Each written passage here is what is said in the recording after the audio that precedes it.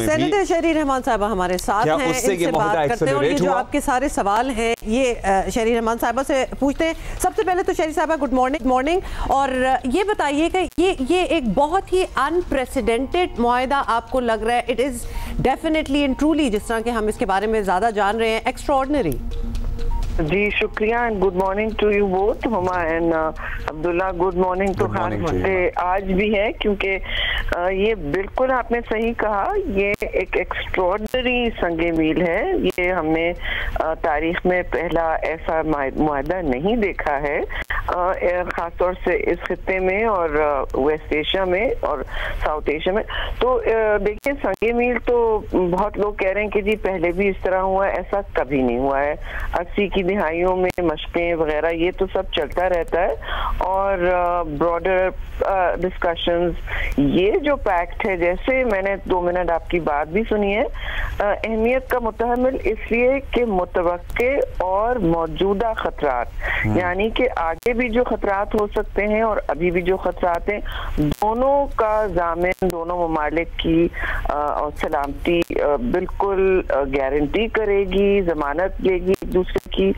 और ये देखिए, ना सिर्फ इस पूरे, जिसे एक जमाने में मिडिल ईस्ट कहते थे, मैं इसे वेस्ट एशिया कहती हूँ फॉर पोस्ट कॉलोनियल टर्म्स, और हमारे भी इलाके में खतरात आप देख रहे हैं मुस्तकिल आजकल की दुनिया में 21वीं सदी में लाहक हैं। तो उन सऊदी अरेबिया को भी ने इस वक्त जो इज्जत दी है प्राइम मिनिस्टर की एंट्री से लेके और उनके जहाज की एंट्री से लेके, उनको एस्कॉर्ट करके उनको जिस तरह उनका इस्तकबालिया किया गया है गर्मजोशी से, और जिस तरह पूरे मुल्क में पाकिस्तान का परचम हर जगह लहरा रहा है, तो इसकी ये बहुत अहम और मैं समझती हूँ लॉन्ग टर्म एक पैक्ट और हिस्टोरिक चेंज की संग मील भी है, और एक सिंबल बहुत स्ट्रांग है जी कि अब पाकिस्तान अपने आप की दिफा तो कर सकता है। इसका एक मतलब बहुत क्लियर है, पाकिस्तान अपने आप की दिफा कर सकता है,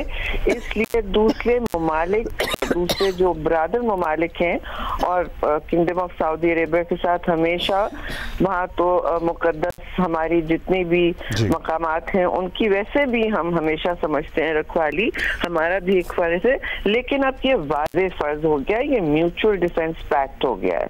तो दोनों तरफ से होगा।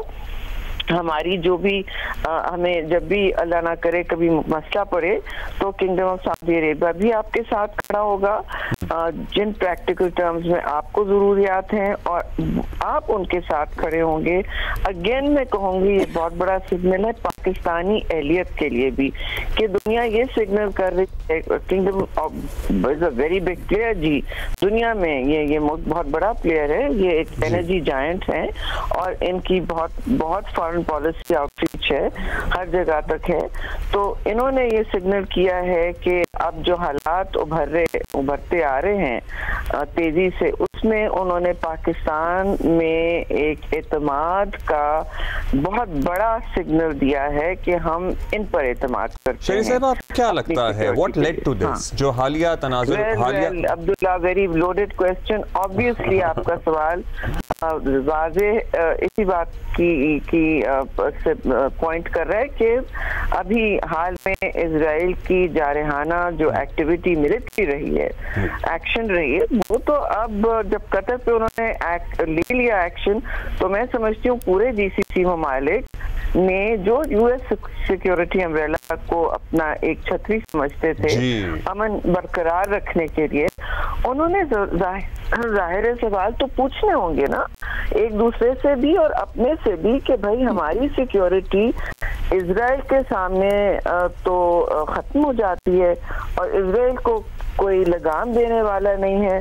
तो फ्रैंकली मेरी नज़र में आप उभर के आए हैं, आपका मुल्क उभर के आया है बुनियाद मरसूस के बाद, एक ऐसा मुल्क जो ना सिर्फ खड़ा हो सकता है खित्ते में, लेकिन खित्ते के बाहर भी अपने दोस्तों को और पाकिस्तान और इस्लाम के मुकद्दस मकामात को तहफ़्फ़ुज़ देने के लिए आप बिल्कुल कैपेसिटी और ताकत रखते हैं। ये बहुत बड़ा मैसेज है जी। शहरी साहिबा, अगर हमारे खिते में एक और एग्रेसर को भी शामिल बीच कर लिया जाए, और अभी कुछ महीने पहले ही बात है इंडिया ने जो किया, अब सऊदी और इंडिया के भी बड़े अच्छे ताल्लुकात रहे हैं, उनके भी बड़े म्यूचुअल हैं और उनके भी बड़े पैक्ट साइन हुए हैं, MOUs हैं। How is that going to work out? क्योंकि हम अपने लिए अपनी तनाज़र में देखें तो हमारे लिए तो सबसे बड़ा एग्रेसर हमारे रीजन में हमारा नेबर हिंदुस्तान है। जी बिल्कुल, और वो जारहाना रवैया अब तो खेल के मैदान में भी अफसोस से आ गया है। तो उनकी तो सियासत अब हर बात में, हर चीज पर, हर सेक्टर में अब वो अपनी अजीब और गरीब नफरत की सियासत लेते आ रहे हैं। नजरिया अब नफरत उनके लिए नजरिया बन गया जी मोदित्वा सरकार में। तो अब सूरत हाल ये है कि पाकिस्तान को, देखिए एक इंडिया है, और अब अफसोस से मैं कहूँगी जितना भी हम कोशिश करें TTP को तहफ़्फ़ुज़ देके या उसको रेन इन करके नहीं, अफगानिस्तान ने, काबुल ने भी ऊंच नीच हो रही है, आपने देखा वहाँ ऊंच नीच मुस्तकिल हो रही है पाकिस्तान के साथ। तो हमें अपने बॉर्डर्स का जियोपॉलिटिकल तहफ़्फ़ुज़ जरूर करना है। ये स्ट्रेटेजिक पैक्ट उससे भी आपको एक क्लियर पैगाम देता है खित्ते में, क्योंकि आपने बिल्कुल सही कहा, किंगडम ऑफ सऊदी अरेबिया का उनसे भी रिश्ता था, उनसे ट्रेड और मरासिम बढ़ते चले जा रहे थे। एक जमाने में किंगडम तो एब्राहम अकॉर्ड भी साइन करने वाला था, लेकिन अब वो सब एक माजी की बात हो गई है। इजराइल ने अपने पैर पे कुल्हाड़ी मारी है और हमने उसमें कोई गैप नहीं छोड़ा, एक डिप्लोमेटिक इनिशिएटिव लेके आगे बढ़ के। और इसमें मैं समझती हूँ फील्ड मार्शल आसिम मुनीर और प्राइम मिनिस्टर शहबाज शरीफ दोनों का हाथ है। अच्छा शहरी साहिबा, we talk about strategic defense partnership. What would it mean for us as well? एक तरफ हमारी unmatched, unparalleled competence है, दूसरी तरफ unlimited resources हैं। अब पार्टनर की बात करें तो हम इससे कितना मुस्तफीद हो सकते हैं, और ये पार्टनरशिप हमारी आर्म्ड फोर्सेस या हमारी दिफाई सलाहियतों के लिए कितनी कारगर हो सकती है? बिल्कुल जी, दिफाई सलाहियतों के लिए तो ये वाज़े तौर पर कारगर होगी और मुफीद भी हो सकती है, क्योंकि जो जिस तरह का अब ये दिहाई चल रही है, सब अपनी यूरोप से लेकर यहाँ तक, अमेरिका तक, हर जगह, चीन तक, सब अपनी अपनी दिफाई सलाहियतों में इन्वेस्ट कर रहे हैं। होना तो ऐसा किसी सेंचुरी में नहीं चाहिए था आपको कोऑपरेशन में, मगर जो सूरत हाल आपके सामने है, इजराइल और इंडिया दो ऐसे रोग ममालिक हैं जिन्होंने पूरे इंटरनेशनल आर्किटेक्चर को जंगल का कानून बना दिया है। दोनों मल्टीलैटरलिज्म को ठेंगा दिखाते हैं फ्रैंकली, और दोनों जो हैं यूनाइटेड नेशन की कुछ सुनते हैं, ना किसी दुनिया के कानून को मरूज़ खातिर लाते हैं जब वो हमले करते हैं। दोनों रोग ममालिक हैं जी, दोनों रियासतें टेररिज्म कर रही हैं, और दोनों के सामने जो दौर खड़े हैं, वाज़े हो गया है कि पाकिस्तान है और किंगडम ऑफ सऊदी अरेबिया है।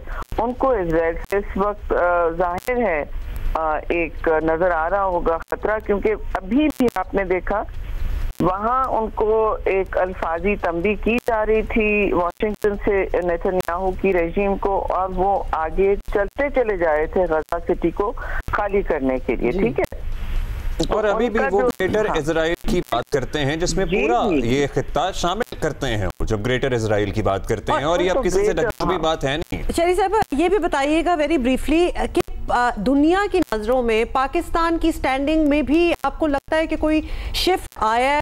ऑब्वियसली इस किस्म के मुआहदे जस्ट ऐड टू इट, क्योंकि अभी वजीर आजम जो है वो सऊदी अरब के बाद बरतानिया भी जाएंगे, फिर उन्होंने अमेरिका भी जाना है, जहां UN असेंबली का उन्होंने तौर पर अटेंड करना, और शायद बिल्कुल शायद वो हो ना हो, लेकिन दुनिया में एक आपको स्ट्रेटेजिक शिफ्ट लग रहा है पाकिस्तान को जिस नजर से देखा जा रहा है?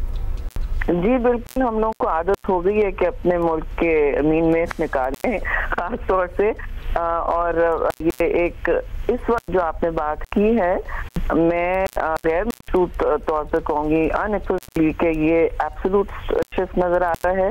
पाकिस्तान में एक दुनिया में भी आ रहा है, पाकिस्तान ने इसमें बड़े अहम और मुल्क के लिए पॉजिटिव रास्ते निकाले हैं। ये एक बहुत बुरी दिहाई हो सकती थी पाकिस्तान के लिए, जाहिर है, क्योंकि मल्टीपोलर दुनिया में हेज करना और दोस्त दुश्मन सबके दरमियान आप बीच में अपने मुल्क के लिए बेहतर रास्ता निकालना आसान काम नहीं है।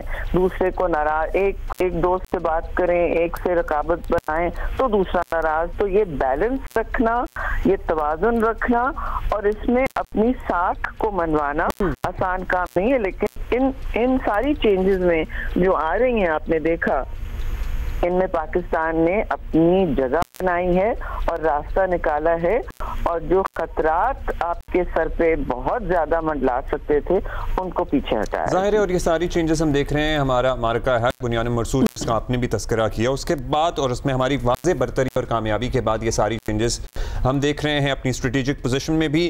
शरीफ साहबा, हम सेलिब्रेट भी कर रहे हैं, करना चाहिए भी, Pakistan is attaining new Heights, लेकिन हमारे जो इंटरनल मामलात हैं वहाँ पे अभी भी सियासी इख्तलाफात मौजूद हैं। अभी भी बाज़ लोग, बाज़ गिरोह हैं, बाज़ लोग हैं, बाज़ सपोर्टर्स हैं जो पाकिस्तान कुछ भी अचीव कर रहा होता है तो they do not seem very happy. हम ये माहौल किस तरह बेहतर कर सकते हैं? आप चूँकि ज़ाहिर है प्राइमरीली सियासतदान हैं, आपकी सफारती मामलात पे तो नज़र रहती है, so how can we deal with this internally? जी बहुत शुक्रिया अब्दुल्ला। जाहिर है ये एक लॉजिकल सवाल है आपका कि हमें इतनी सक्सेसेस मिल रही हैं और इतने फतूहात एक डिप्लोमेटिक सतह पर आपको मिल रही हैं, जाहिर है स्ट्रेटेजिक भी मिली हैं।